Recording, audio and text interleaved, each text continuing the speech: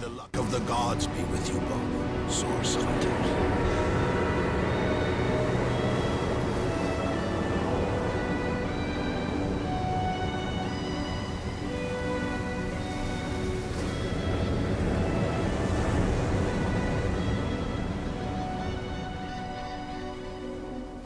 Welcome back, episode 3 of Divinity Original Sin. Bits indeed. Not even a skeptic like you can deny it. An orc in luck. So we've just arrived here in this city, and we need to look around, I guess. We have a large building here, unlocked a waypoint, so I guess we can fast travel here later on. Let's see what's inside the warehouse gate. It's been a little moment since my last episode. It's been a busy week for me. I gave a presentation the other day at a conference, and that took a bit of my preparation time, so apologies for the lack of videos. It looks like this is where the guards live, and everything I see... This place reeks of orc stench! Everything looks like it would be stolen if I touched it, so let's talk to Moira. Greetings! Well, a source hunter. About time the council took us seriously. Maybe we can start with the two idiots hiding their pet orc here. Pet orc? What can you tell me about the orcs? I suppose the ones attacking us are as brutal as any soldiers are given to be, but it's widely known that orcish society is totally unlike our own. It's a shame these eruptions of violence wedge such mistrust between the races. Okay, well, but you said someone hid orcs here.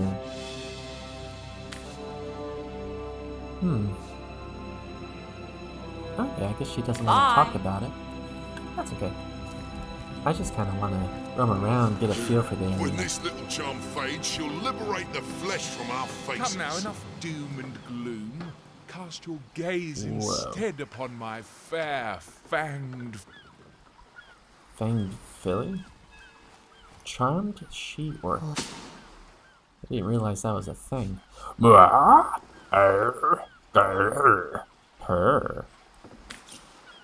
Okay. Avert your gaze and I'll handle this threat for all our sakes. She wouldn't hurt a fly, and I won't let you hurt a horn on her. Greetings! Okay, let's figure out what's going on here. Who better than a proven orc crusher to convince my dumbbell of a friend here that orcs are predators, not pets. Enough of that. I know how dangerous an orc can be, but this one has been reformed. Anyone can see that she's completely docile, but my prejudiced friend here still wants to kill her. A love potion? Tell me more. Aha! I've always had an amateur interest in all things alchemical. When I read an esteemed periodical from the Wizards of Yulfgul about an amazing opportunity that could change my life, I had to act fast, or lose the once-in-a-lifetime deal. Oh man, this guy's been scammed, but I wonder what's up with the orc.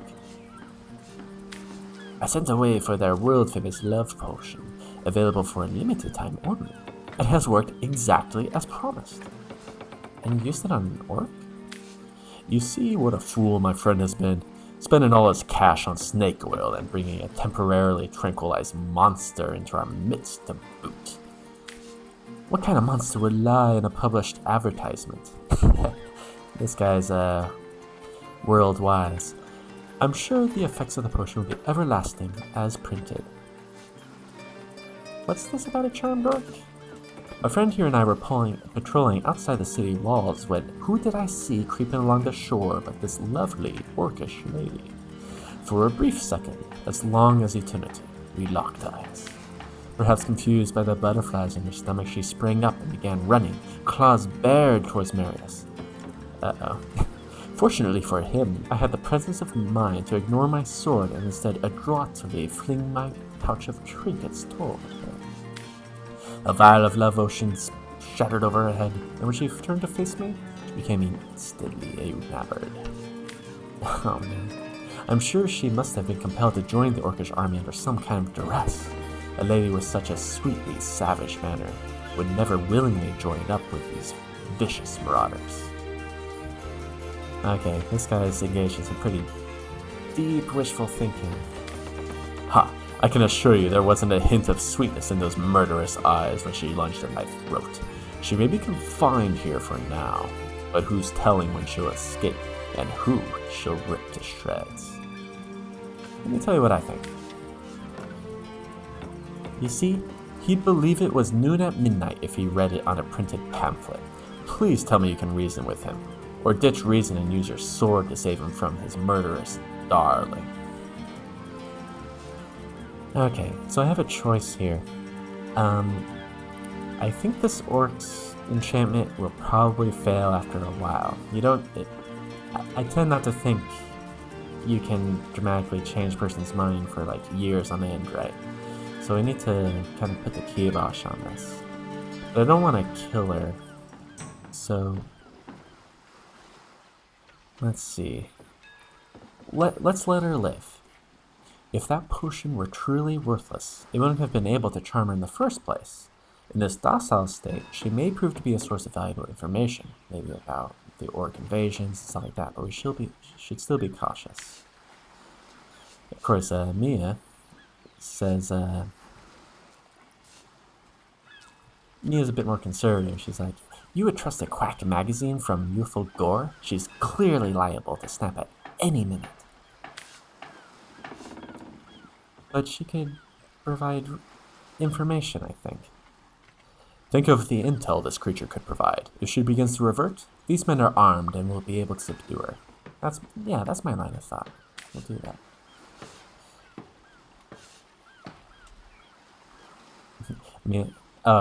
Mia says, you must realize that if this orc gets loose in the city, we're the only ones who will have to put her down and deal with a bloody aftermath. Alright. Rock, paper, scissors. Rock! Yeah. Rock.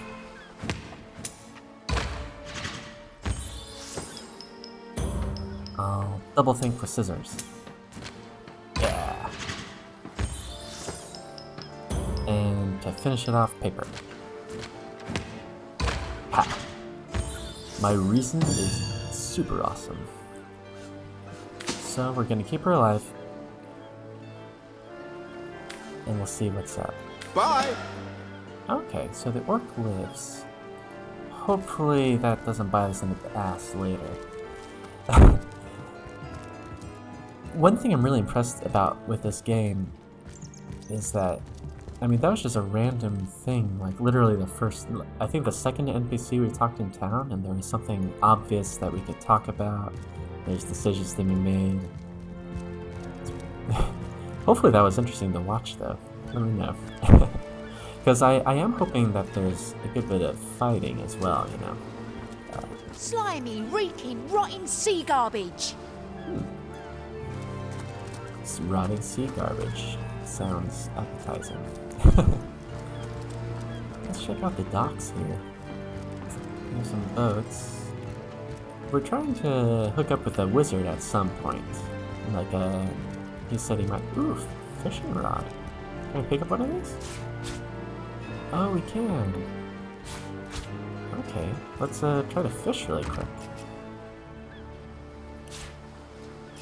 Equip. And we'll send this one to Mia. Equip. And we'll both fish. Oh, wait. Can we? Oh, I want to fish. Let me fish. Let me do this.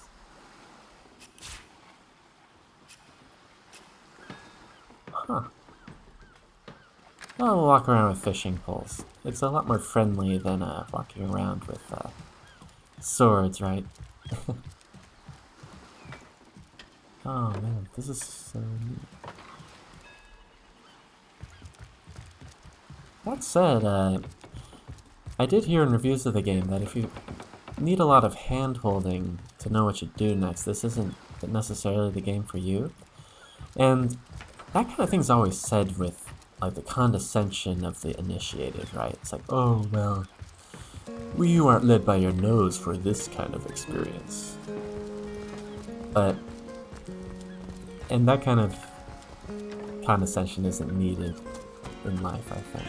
But that comment is kind of true about this so far. I don't really know what I'm doing other than kind of eventually finding the wizard, talk to him about the counselor. Oh, that music's so nice though. I'll bump it. Sounds very pretty here. They did a bang-up job. And I like how, oh, can we go in? Locked. We can peek inside a little bit. I wonder if more would unveil once we actually got in. But yeah, look at the grass sway. Aww. The talk I gave at the conference the other day, I showed everyone in the room, about 150 people, how to make a paper airplane. I briefly talked about aerodynamics of a glider, the force of gravity, force of drag, the force of lift created by the wings.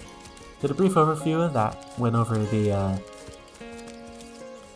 plane that we were making. The king, the great Sigurd and his rainbow of war machines. It is said, and this I have heard from those who knew Elliot, who is said to have known Sigurd himself, that the king had a great thirst for colour.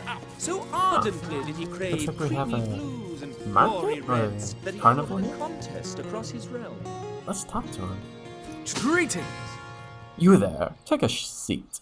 Prepare to laugh your head off, cry your eyes out, and teeter on the edge of your seat with an original tale from Stefan, the talking severed head. Oh, look! Oh, this has to be a scam. He can't, like, the rest of his body's here and there's a hole, but that's still kind of funny. Tell me about that talking head. That's right, the talking head, and he doesn't just talk. He'll weave a yarn so fantastic you'll be begging to hear just one more, and just one more. It's quite a story how I found him, too. Yeah, what's the story? I obtained this curio by some rather sensational means. You see, I was diving in search of a rare medicinal sea herb. I volunteer at the local children's apothecary on the weekends, in the shallows around Cyseal's own Black Cove, when I spotted something amazing. The chest belonging to the fabled Captain Firebeard, the most prolific pirate of the days of old. Huh. Though the chest was stuck fast, I summoned a swell of great strength and prized it free from the ancient rock. I had the treasure of a lifetime in my very hands, but then, slurp, gulp, I was swallowed by an ornery kraken that seemed to appear from nowhere. In the hubbub, I lost hold of my prize and watched it sink to the bottom of the beast's cavernous belly. Still, I feared only for a moment that all was futile. Before my mind's eye swam the faces of the many war widows and leprotic orphans who would be lost without my charitable support, and I knew I had to live. Grabbing fast the hilt of a cutlass that floated by at just that moment, I summoned all my strength to slash a great gash in the creature's gut. Freeing myself from my would-be tomb, I swam as quickly as I could, first to the surface, and then to the shore. It was there along the rocky beach that I tripped over this talking head. Strange, isn't it? What about the talking head? That's right, a talking head. He doesn't just talk. Oh, okay. I've heard this. I'll take my leave. Bye. That's a pretty My word. weird story. Fantastic. By the seven, what a tale! Oh, it looks like we could pick him up if everyone wasn't watching. Maybe when it's night, he'll be around and we can talk to him when he's not busy. Let me see what our map's looking like. Oh, we have a couple markers over here. Oh yeah, Arius is up there. Yeah, let's keep on going in that direction. I'd like to find this dude before the end of the episode. But yeah, at my talk at the conference, at the end when all like 150 people had made their airplanes, I told them, aim at me and fire. And all of a sudden, the whole like the air in front of me filled up with these paper airplanes that we had made together, and they all like swooped around me, and it was a really, really very striking moment for me.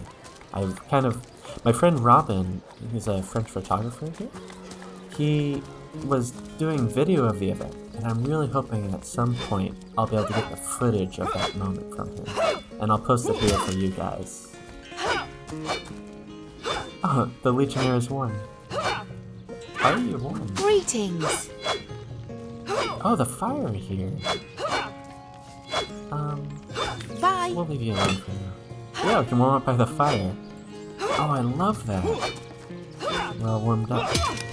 I wonder what kind of elemental effects you could do if you're by the fire. Like, if I'm warm, does that mean cold does less damage to me? Did it sprout legs and run away? Oh, we're walking away from the points. Let's walking over there. I like how I'm just going through town with fishing poles on my back. Like in every other game, you're in full armor, and we're in our full armor now, I guess. But you're always armed to the teeth and glowing half the time from all the magical enchantments. I think that was an insult. Don't pay attention to the beast, Furious. You'll only encourage it. Bear builder. Sounds like a Norn from Skyrim. Greetings. Hey, who's that then? Come on, stand where my good eye can see ya.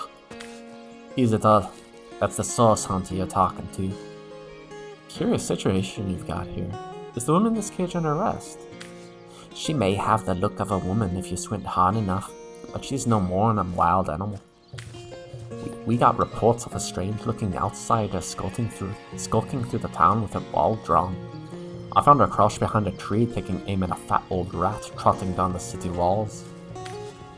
I tapped her on the shoulder to see what was what, but the beast started like a wild cat and lunged right at me. Bit totally right in the face too, she did. It wasn't pretty, and now it's got a chunk ripped off it. Boop. Enjoy it while you can, Via. There's not another Legionnaire in the cohort that'll have you if I get rabid. And what will become of this admittedly strange stranger? Well, that's to be decided. She doesn't seem to be sick, despite Tully's moaning. We can't keep her here forever, but we can't well send her into the wilds again, can we? We're here to hunt source, not play babysitter. Sorry, but we can't take responsibility for a stranger. Let's not be too rash. A fearless hunter might prove quite useful. Can't say I'm surprised you wouldn't want an untamed thing like that sleeping next to you at night. Now it's for us to decide what to do with her, of course. If I've got my say, we'll take her into the woods and put her down. Bye. You don't think it's infected, do you? Oh, come on now. I pulled her off you before she could do any real damage. Any real damage? Are A you feral joking? person. I've been mauled. I'll be disfigured for I think life.